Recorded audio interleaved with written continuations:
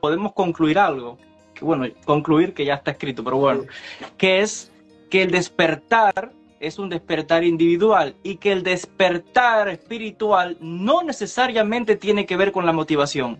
Alguien puede despertar espiritualmente, sabe que tiene que cambiar, sabe que tiene que hacer y no tener motivación.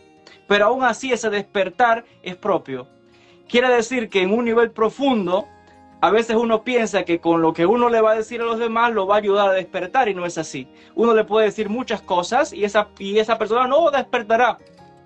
Todo despertar o todo cambio es de uno mismo, desde el interior de la Neshama. Es que lo dice Kaplan claramente. Alguien sube espiritualmente por sus propias necesidades, por las necesidades del alma. Ponle el nombre que quieras. Quizás la motivación oculta anterior a la voluntad, si quieres seguir indagando filosóficamente lo que pasa ahí adentro, sea la infelicidad que tiene la persona en el nivel en que se encuentra.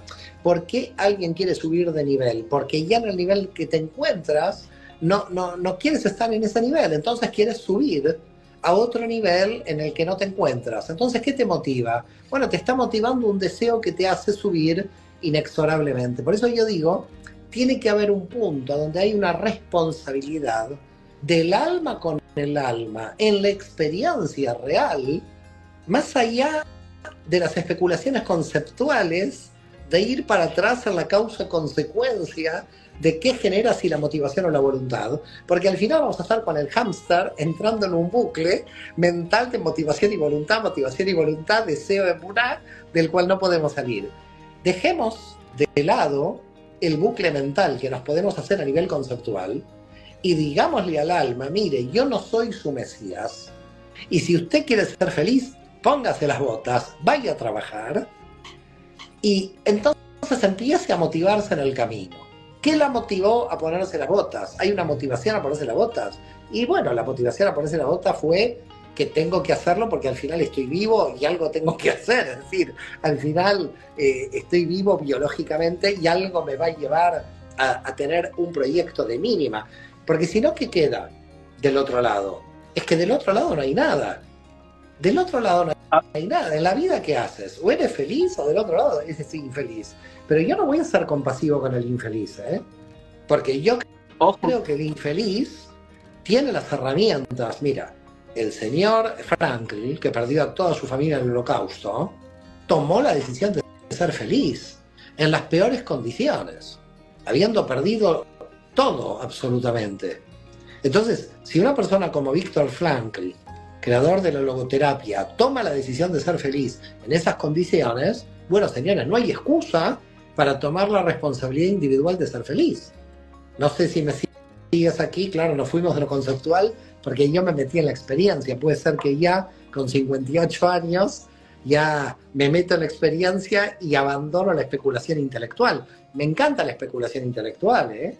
Yo subo a los mundos superiores, pero hay un punto que es el punto inicial de la voluntad. Es decir, yo no sé si Alain Sof estaba motivado para crear este universo, pero después que explotó y lo creó, empezó la motivación.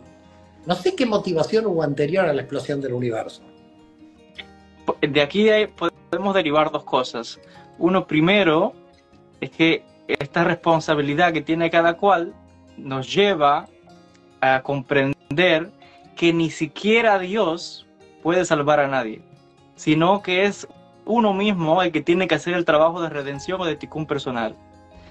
Lo otro es que ese trabajo de redención eventualmente nos lleva a una segunda parte, que es a un camino que está conectado, está relacionado con el tema que tú me habías propuesto para el encuentro de hoy, que es la soledad del alma. Porque eventualmente... Que al final la soledad del alma quedó. Bueno, quedará para enero la soledad del alma. Sí. Pero fíjate que esa libertad lleva a esa soledad del alma. Ojo, que es como salir de algo para caer en el vacío. Y luego salir del vacío. Bueno, cuidado que hay una frase en la Kabbalah muy interesante. Haz todo lo que puedas como si Dios no existiera y confía en Dios como si tú no harías nada. Es decir, y es paradójico que hay que hacer las dos al mismo tiempo. Es decir, haz todo lo que puedas, como si Dios no existiera, y confía en Dios en todo, como si tú no harías nada.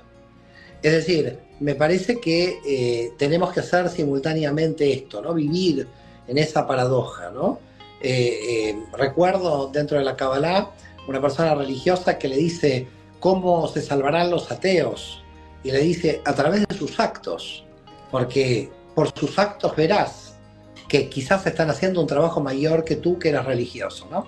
Entonces a mí me parece que si bien no hemos tratado el tema de la soledad, porque estamos fluyendo hacia donde nos lleva el diálogo, porque al final lo que tiene el diálogo es justamente fluir hacia donde, si decimos que vamos a hablar de la libertad del alma, justamente tenemos que ser libres en el diálogo, y somos el ejemplo de no haber encorsetado en absoluto este diálogo. Tanto es así que pensamos en hablar de la soledad y nos queda la soledad Sí. para el mes de enero. Pero me parece que esta fue una buena base, si se quiere, Joel, del planteamiento de la cuestión. Es decir, hay un punto experiencial donde tiene que reaccionar el alma y empezar a elevarse y a crecer.